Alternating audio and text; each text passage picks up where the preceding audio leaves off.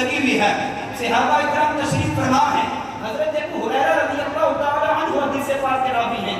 سرکار صلی اللہ علیہ وسلم نے قرآن مجید فرقان حمید کی یہ آیت مقدسہ پڑھی.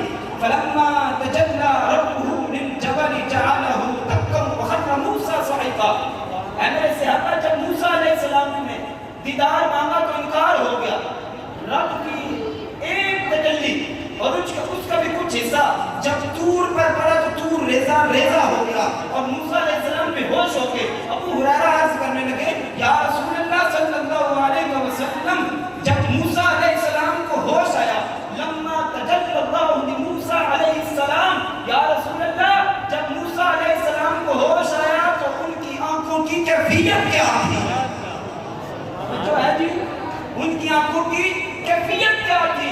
تو میرے 40 دن کے بعد جب ہوش آیا نبی پاک صاحب اولاد صلی اللہ علیہ وسلم نے فرمایا کان یبصر النملۃ علی الصفا فی اللیلۃ الظلمۃ مسیرۃ 10 فراسخ کما قال علیہ السلام.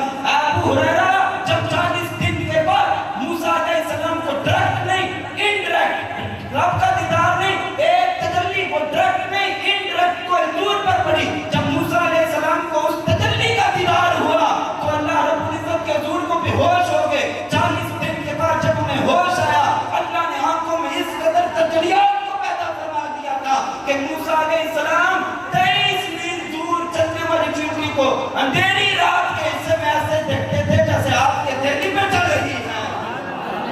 نعرہ تکبیر، نعرہ رسالہ، نعرہ تحقیق، نعرہ حیدری، تاجدار ختم نبوت، تاجدار ختم نبوت.